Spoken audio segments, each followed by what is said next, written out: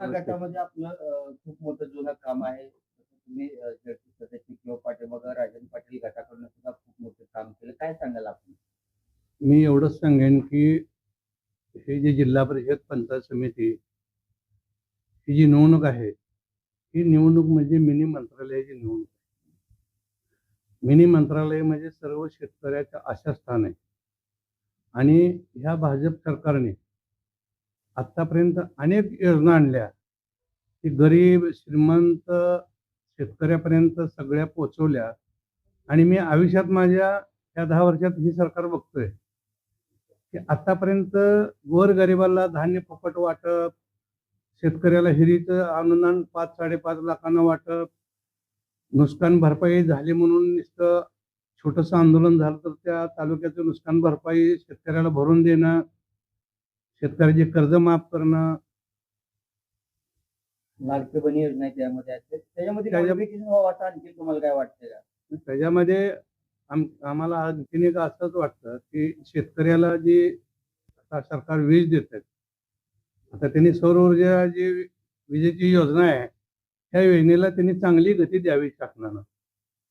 ज्या माणसानं फॉर्म भरला की त्याला महिन्याच्या आत ते पंप मिळावा, तर ह्यांचे इतर जी एम-एस-सी-बीची लाईट खर्च होते, ते खर्च वाचून अनेक उद्योगधंद्याला त्यांना ते वीज उत्पन्न उपयोगी पडेल.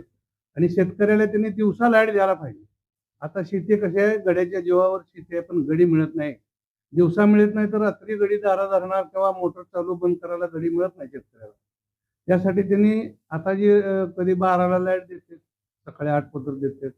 कधी रात्री 10:30ला चालू करते, सकाळी पहाटे 8 तासात लाईट जाते.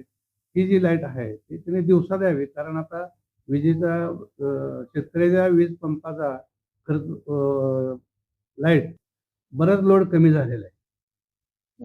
या भागामध्ये आपल्याला कामाचा अनुभव सुद्धा चांगला आहे. काय-काय अडचणी किंवा जनतेच्या काय समस्या समस्या असतील ते सोडवण्यासाठी तुम्ही या नवख्या उमेदवारांना तुमचा माहिती किंवा हातभार द्या. हो, माहिती आम्ही देणार बी, त्यांच्याकडून काम करून घेणार.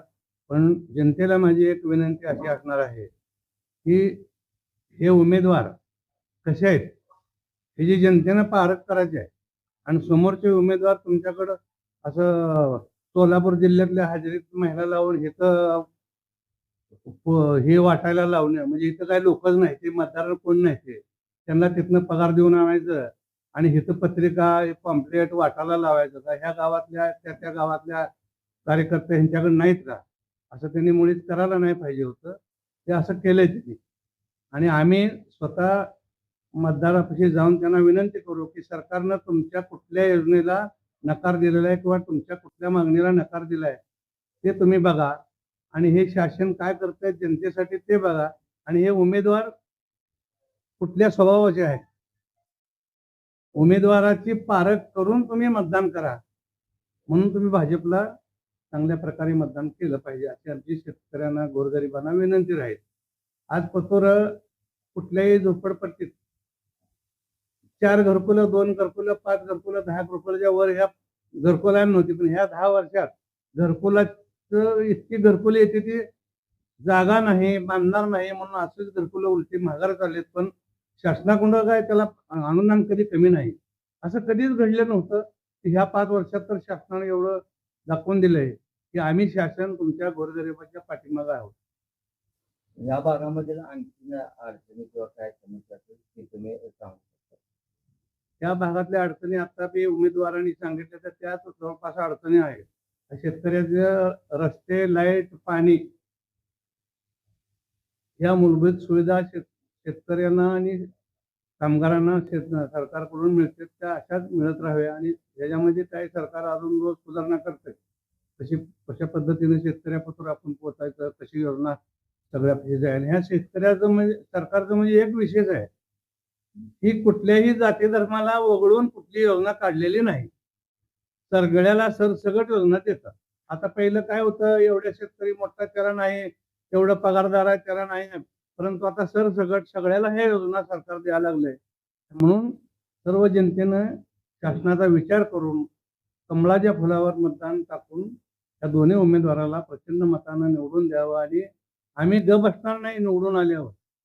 आत्ताच चेअरमन साहेबांनी सांगितलं की ह्या भारतामध्ये एक मॉडेल जिल्हा परिषदचा गट म्हणून निवडला जाईल. त्या पद्धतीने ते काम करणार बी आहेत आणि मी त्यांच्या पाठी लागून मागे लागून करून घेणारा बी आहे. गट किंवा नेता कुठला कोणताही असू द्या, उमेश पाटील यांचं एकच काम असतं टीका टिप्पणी आणि चुकीचं किंवा बेताल वक्तव्य त्यांचं भाषण अशा पद्धतीचं काय सांगाल तुम्ही? ते त्यांना शोभते ते त्या लेवलचे आहेत ते बोलतात. आम्हाला ते असं सांगतात. चांगली माणसं चांगलंच बोलतात. पण ती ज्या लेवलची माणसं आहेत, ती त्या लेवलनंच बोलणार.